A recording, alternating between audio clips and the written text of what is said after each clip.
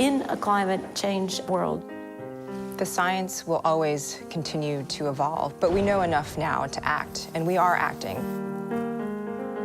We have to see this as an opportunity to learn from the mistakes that we have made. The way we've been doing things in the past is just no longer going to be possible in the future.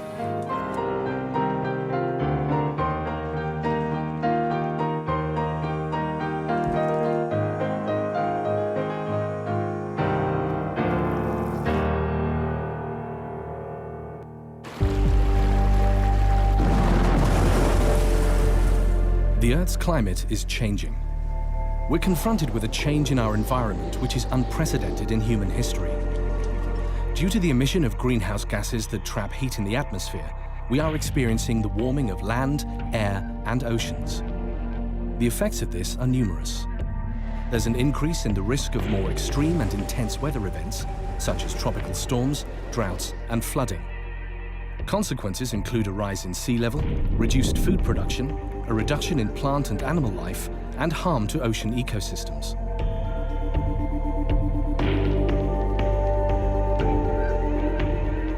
The two main pillars of the Global Climate Change Convention are adaptation and mitigation. And it is the responsibility of this generation, all of us who are alive right now, to mitigate enough, that means to bring greenhouse gas emissions down enough to allow that adaptation, in particular in the most vulnerable communities, is actually possible and effective. Adaptation is the invitation that we're being given to change behaviors and consumption and production patterns that we have had for 100 and 150 years that are simply no longer sustainable. There is a need to mobilize the capacity, the knowledge, the tools, the political and financial support, and the scientific expertise to increase resilience to climate change through adaptation.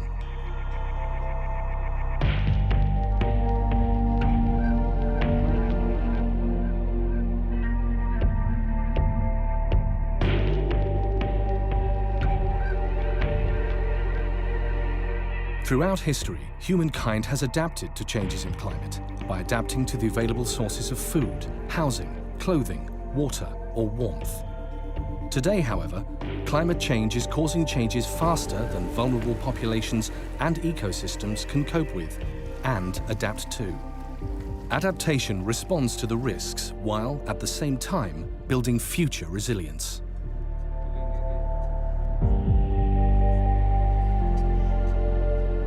In 2010, 194 nations under the United Nations Framework Convention on Climate Change set up the Adaptation Committee. The work of the Adaptation Committee essentially is to try to bring people together.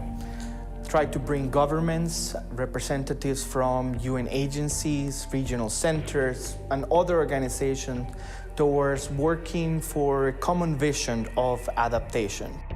The Adaptation Forum, organized by the Adaptation Committee in November 2013, brought together prominent global leaders and individuals to highlight the urgency of action on adaptation and the way forward. The way we've been doing things in the past is just no longer going to be possible in the future. What we all want is a vision of a climate-resilient future, where, in fact, all rights to food, to water, to health, education, and life are protected, where women are safe and empowered and secure and contributing equally with men. We can see the kinds of investments that we have to make, and it's development, adaptation, mitigation wrapped up together. So for me, actually, it's about political will. We don't know everything, but we know enough to start strongly, and we'll discover things along the way.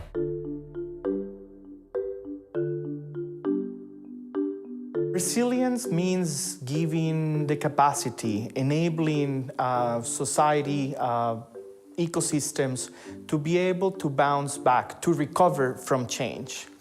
An essential component of that is learning.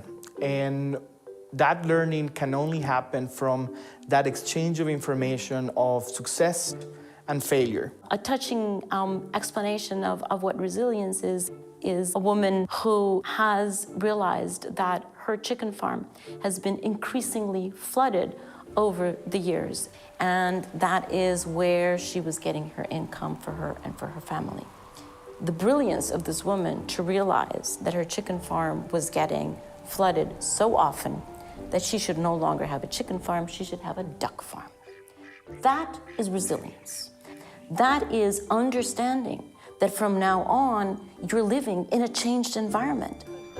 Resources for adaptation include as much knowledge and information as possible to support adaptation planning and action. Scientists can provide information on past and present conditions and future risks.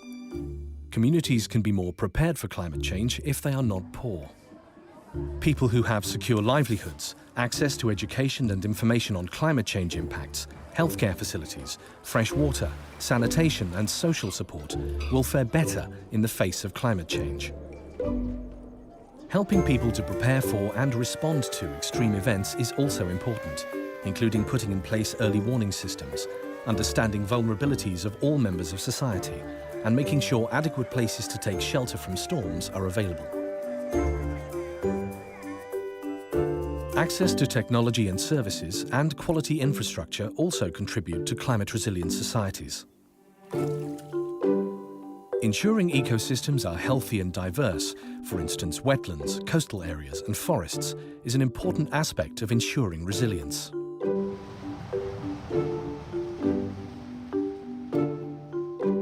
Climate change is global, but adaptation is local. And which adaptation measures need to be taken is very, very much determined by the specific circumstances and by the specific impact that each family, each community, each city is experiencing. Local communities and indigenous peoples, they are at the front lines of climate change. They are feeling the impacts of climate change today firsthand.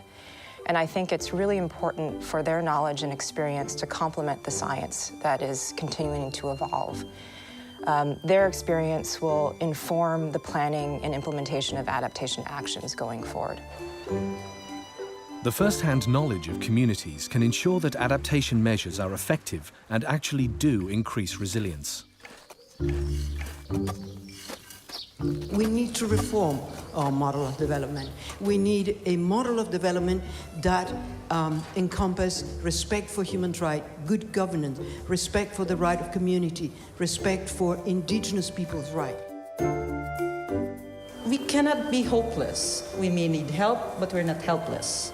And I think in our context, wherein adaptation is really important. Adaptation also requires financial resources. Vulnerable developing countries need financial support to make the necessary investments. Resources for adaptation also include the collaborative efforts of many different people. Strategies to build disaster and climate resilience should engage all sectors of society and government and require the input of all people involved. Sharing lessons, identifying best practices is essential for adaptation. Building a long-term vision based on that knowledge that we gain is essential. At the core, or one of the actions that is already underway, is what we call national adaptation plans, which are already being implemented in many countries. Adaptation helps our societies and nature cope with climate change. There are many ways to do it, and communities need to decide what works best for them. There are many examples. Here are just three. For many communities, they've been dealing with climate for generations. I give the example of communities who live on small islands and traditionally have been dealing with the risk of flooding, where, for example, their small island shrinks in half because the river rises and erodes the outside of the island.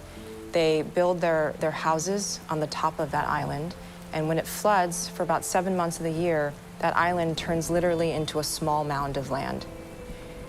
Climate change is going to affect the frequency and severity of that flooding they've been experiencing for generations.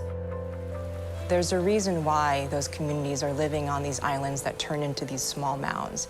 It's because they're living in poverty, it's because of their marginalization, it's because of a variety of issues that are related to basic development. And so as the international community works with those communities, with the governments, to help secure better livelihoods, they need to make sure that what they're doing on adaptation to climate change is integrally related to what they're doing on development. Adaptation and development really do go hand in hand. Chanankulo C is an urban neighborhood in Maputo, Mozambique. More than 150,000 people live here. However, there is only one drainage ditch. When torrential rain caused by the changing climate became frequent, the neighborhood became prone to flooding. Worse still, people had thrown waste into the drains, and the flooding spread the waste around the neighborhood. This led to malaria and other illnesses, particularly among children. Establishing awareness and communication channels among the local citizens and between the municipality and the relevant institutions was very important. Public-private partnerships empowered the people living in Maputo to design and implement activities to adapt to climate change. The local people proposed a construction project to clean the ditch, allowing it to drain properly, and to manage local waste.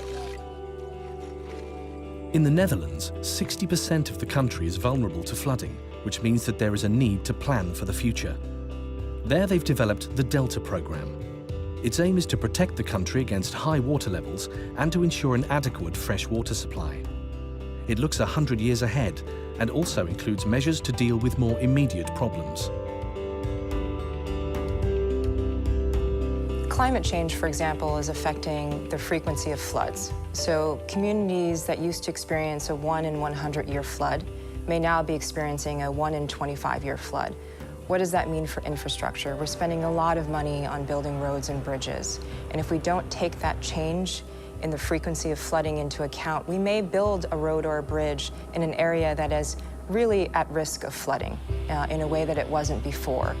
Why not take that new information into account, move where you build that road so it's on safer ground? That investment today will actually save us money in the future. There are studies that have been done that show that $1 in preparedness, $1 in forethought will actually save $4 to $7 in response. And what we as the international community need to do is start thinking about spending that money today in order to save that money in the future. People living in the Bangladesh Delta are extremely vulnerable to problems caused by erosion, soil salinity, frequent floods and cyclones.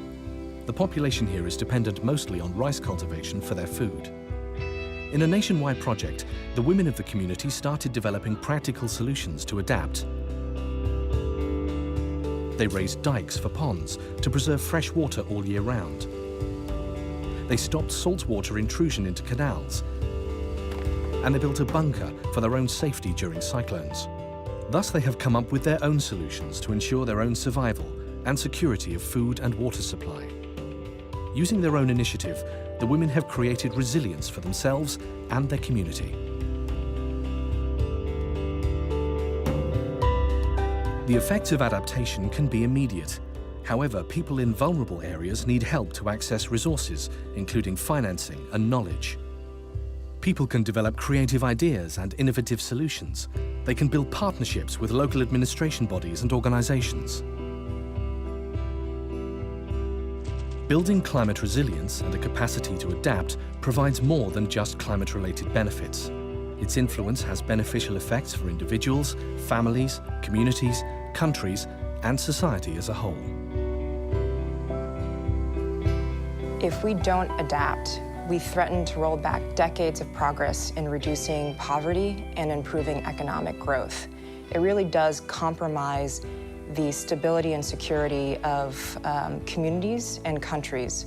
So we have an opportunity to act now and to make investments in adaptation that will have an impact in terms of the future.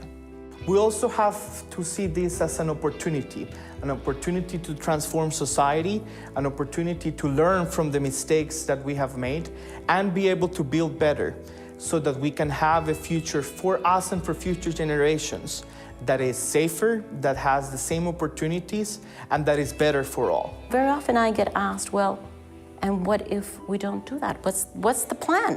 What are we going to do if we're not able to address climate change? And the simple answer to that is, we don't have plan B because we don't have planet B. We have one planet. And so plan A is we are going to address climate change. That doesn't mean that it's easy, because if it were easy, we would have done it. But none of us can hide behind the responsibility and the commitment that we all have to do this, and to do it in a timely fashion.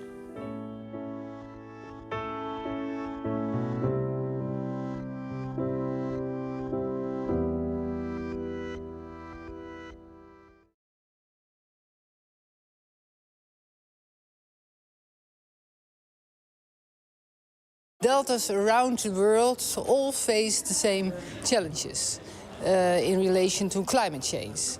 And alongside mitigation, adaptation is urgent. And I think it is time to adapt now. And not only in the Netherlands, my country, but worldwide.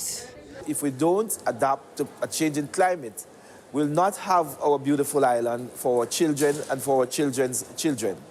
So it is very important that we make all efforts to ensure that this future is secured. For the survival of islands like mine, we have to act and act urgently. Any impact on climate change will affect our economy and our people.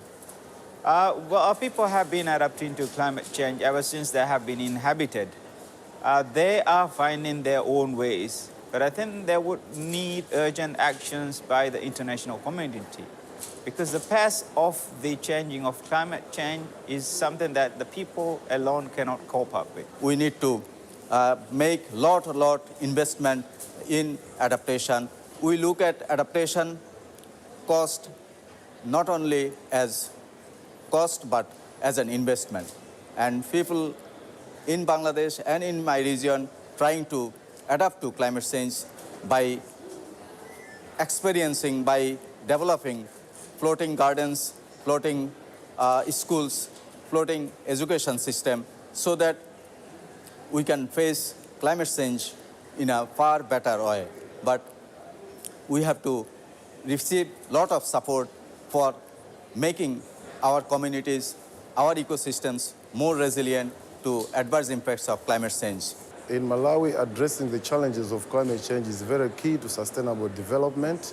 As such, the government is prioritizing addressing adaptation in such a way that we are developing policies and programs that will help to identify critical adaptation needs. Africa is one of the most vulnerable continents to the negative impact of climate change.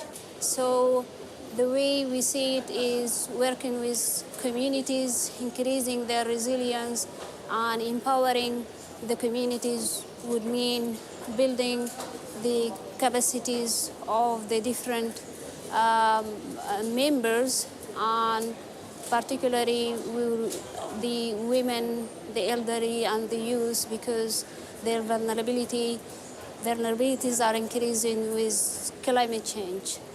Europe, like the rest of the world, is increasingly challenged by climate change. There are increases in extreme events such as heat waves, floods, and drought. And this needs to be addressed. And what can we do about that? We have to change our paradigms and goals that informed decisions in the past. We will have to deploy new technologies in order to reduce the risks of climate change.